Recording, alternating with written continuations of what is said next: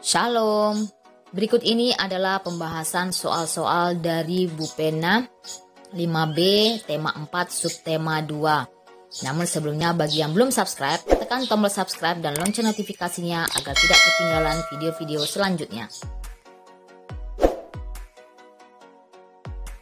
Tanggung jawab siswa di lingkungan sekolah. Contoh tanggung jawab siswa di sekolah adalah yang pertama, belajar dengan tekun, menjaga kebersihan sekolah, mengikuti acara di sekolah misalnya upacara bendera atau lomba antar kelas, serta berperan serta dalam pemilihan ketua kelas.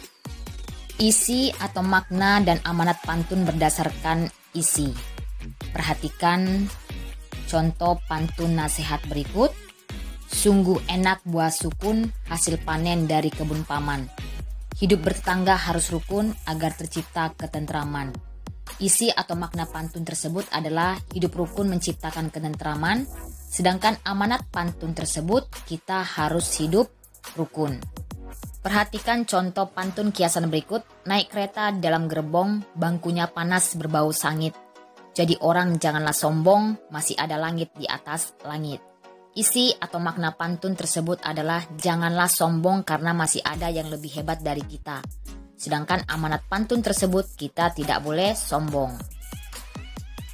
Interaksi dalam bidang pendidikan muatan IPS. Ada 4 macam interaksi dalam bidang pendidikan, antara lain interaksi siswa dengan siswa, interaksi siswa dengan guru, interaksi siswa dengan sumber belajar, dan interaksi siswa dengan lingkungan. Faktor-faktor yang memengaruhi kesehatan sistem peredaran darah muatan IPA. Yang pertama adalah gaya hidup. Seseorang yang memiliki gaya hidup yang kurang baik, misalnya mengonsumsi makanan berlemak secara berlebihan, tidur larut malam dan jarang berolahraga, akan berpotensi terkena gangguan sistem peredaran darah. Yang kedua, jenis makanan yang dimakan. Jenis makanan yang kurang bergizi dan terlalu banyak mengandung lemak dapat menyebabkan seseorang terkena obesitas. Artinya tubuh kelebihan cadangan lemak. Hal tersebut juga dapat meningkatkan risiko penumpukan lemak di dalam tubuh pembuluh darah yang dapat memicu terjadinya hipertensi dan jantung koroner. Yang ketiga, faktor keturunan. Gangguan peredaran darah dapat disebabkan oleh sifat yang diwariskan dari orang tua. Misalnya jika orang tua, ayah atau ibu menderita hemofilia, 50% anaknya memiliki kemungkinan terkena hemofilia. Jenis-jenis pola lantai dalam tari muatan SBDP.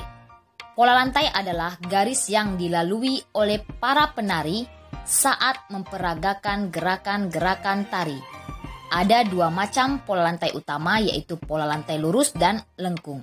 Berikut ini adalah contoh pola lantai. Yang pertama, pola lantai lurus ke samping, kemudian pola lantai lurus ke depan, pola lantai diagonal, pola lantai zigzag, pola lantai lingkaran, pola lantai lengkung ke belakang, dan pola lantai lengkung ke depan. Bu Pena 5B, halaman 42, muatan SBDP. Perhatikan gambar pola lantai berikut. Pertanyaan yang pertama, properti apakah yang digunakan pada tarian tersebut? Jawabannya adalah kipas. Soal yang kedua, sebutkan pola lantai yang digunakan pada setiap gambar. Pola lantai gambar A adalah pola lantai diagonal, sedangkan pola lantai B adalah pola lantai zigzag, dan pola lantai gambar C adalah pola lantai lingkaran. Membuat dan membaca pantun muatan bahasa Indonesia. Berikut langkah-langkah dalam membuat pantun. Yang pertama, tentukan tema pantun yang akan dibuat. Yang kedua, tentukan jenis pantun yang akan dibuat. Yang ketiga, buatlah bagian isi pantun terlebih dahulu. Yang keempat, buatlah bagian sampiran pantun. Pola lantai dalam tari kreasi daerah muatan SBDP. Pola lantai dalam tari kreasi daerah memiliki makna. Yang pertama, garis lurus memberikan kesan lembut. Yang kedua, garis mendatar memberikan kesan istirahat. Yang ketiga, garis melingkar atau melengkung memberikan kesan manis. Dan yang keempat, diagonal memberikan kesan kuat. Contoh tari kreasi daerah dan pola lantai yang terbentuk dalam tarian berikut adalah: yang pertama, tari piring menggunakan pola lantai garis lengkung dan membentuk lingkaran. Yang kedua, tari saman menggunakan pola lantai garis lurus. Dan yang ketiga, tari pendet menggunakan pola lantai garis lengkung. Tanggung jawab dalam melaksanakan tugas muatan PPKN.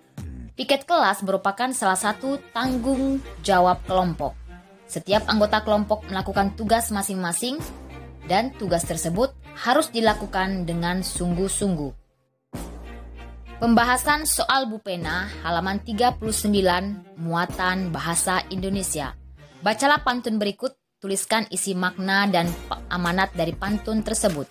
Burung puyuh lari ke semak, tidak lupa kembali ke sarang. Jika terlalu banyak makan lemak, darah tinggi bisa menyerang.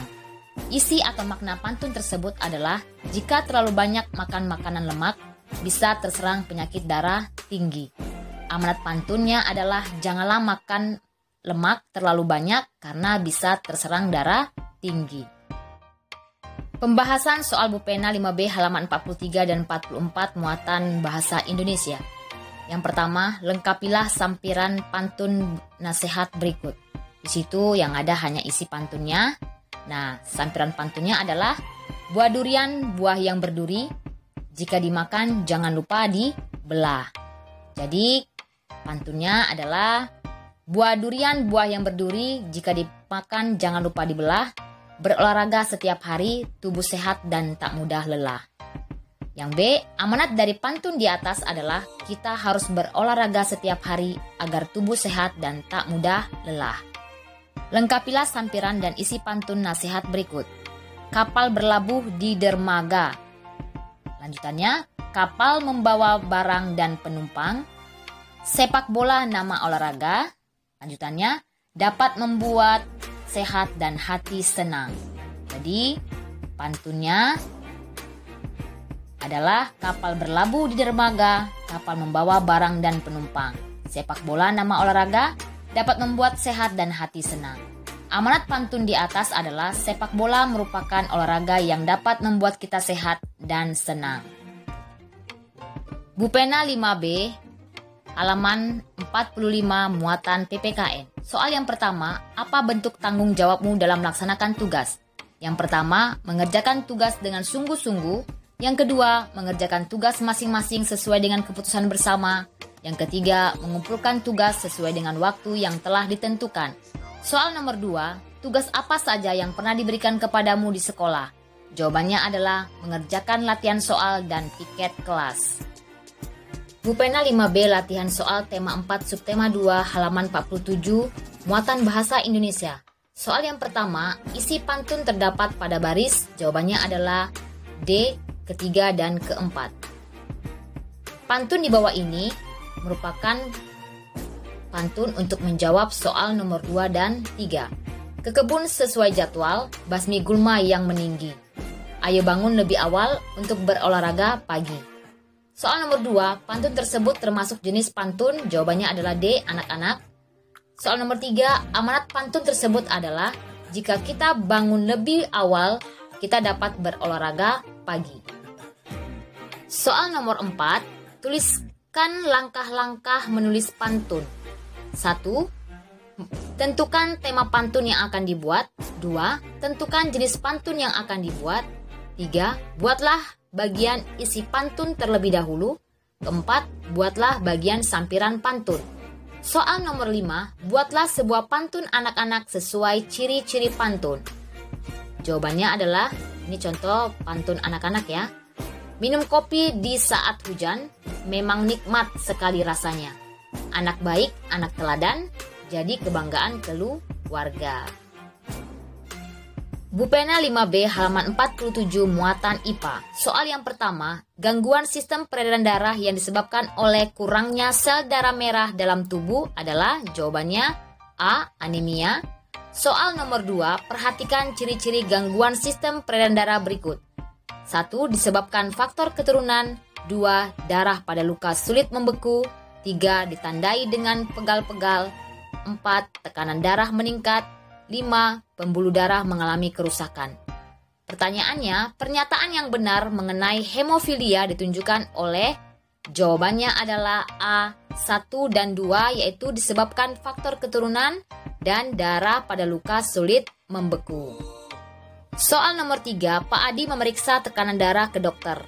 Saat melihat hasilnya, tekanan darah Pak Adi adalah 150/80 mmHg. Dokter mengatakan tekanan darah normal adalah 120/80 mmHg.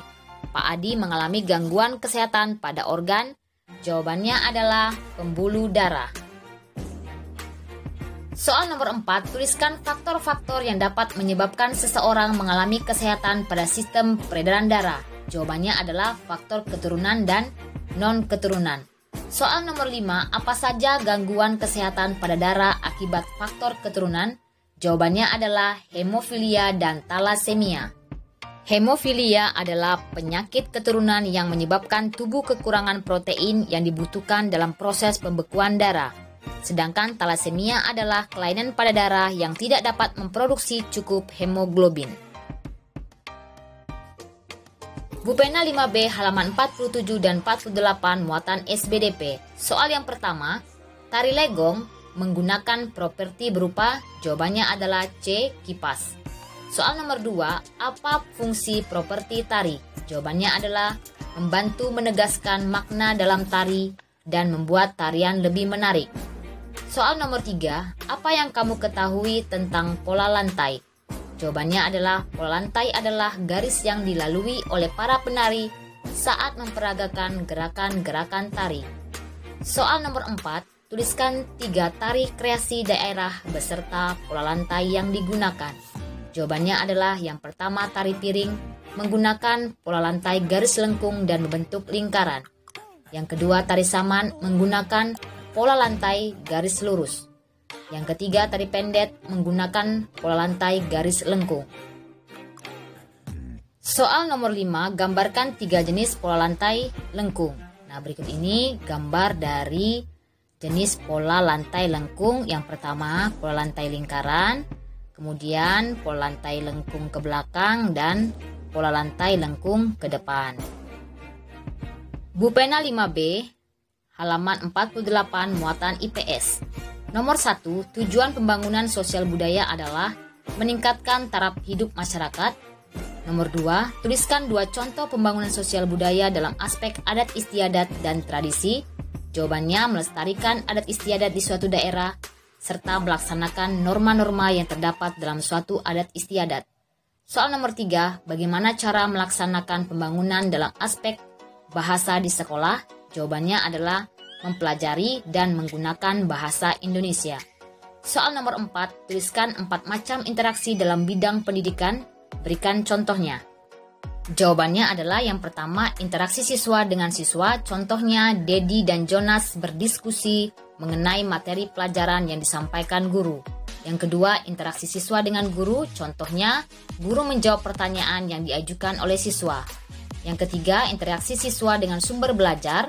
Contohnya, siswa mendengarkan guru menjelaskan materi pelajaran dan siswa membaca buku. Yang keempat, interaksi siswa dengan lingkungan. Contohnya, siswa SD Mentari melakukan karya wisata ke museum.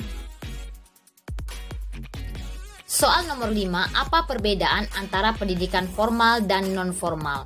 Jawabannya adalah pendidikan formal merupakan jalur pendidikan yang terstruktur dan berjenjang, dimulai dari TK, SD, SMP, SMA, dan perguruan tinggi. Sedangkan pendidikan non-formal merupakan jalur pendidikan yang bertujuan untuk melengkapi pendidikan formal. Contohnya PAUD, kursus musik, kursus menari, dan bimbingan belajar. Bupena 5B, halaman 48, muatan PPKN. Berikut yang bukan merupakan peran serta warga dalam pengambilan keputusan di lingkungan masyarakat adalah, jawabannya D, menerima keputusan hanya jika sesuai dengan pendapatnya. Soal nomor 2, tuliskan 3 contoh tanggung jawab belajar di lingkungan masyarakat. Jawabannya adalah yang pertama, bergotong royong menyiapkan tempat musyawarah. Yang kedua, mengamati jalannya pengambilan keputusan. Yang ketiga, membantu menyiapkan makanan dan minuman dalam kegiatan musyawarah. Soal nomor 3, tuliskan 4 contoh tanggung jawab siswa di sekolah. Jawabannya adalah 1. Belajar dengan tekun, 2. Menjaga kebersihan sekolah, 3. Mengikuti acara di sekolah seperti upacara bendera, yang keempat, berperan serta dalam pemilihan ketua kelas. Soal nomor 4, tuliskan 3 contoh kegiatan yang memerlukan pengambilan keputusan bersama di lingkungan masyarakat. Jawabannya adalah yang pertama, memilih ketua RT atau RW. Yang kedua, menentukan jadwal kerja bakti dan ronda atau siskamling di lingkungan. Yang ketiga, menentukan acara pada hari ulang tahun kemerdekaan Republik Indonesia. Demikianlah pembahasan kita pada hari ini. Terima kasih. Sampai bertemu di video selanjutnya. Shalom.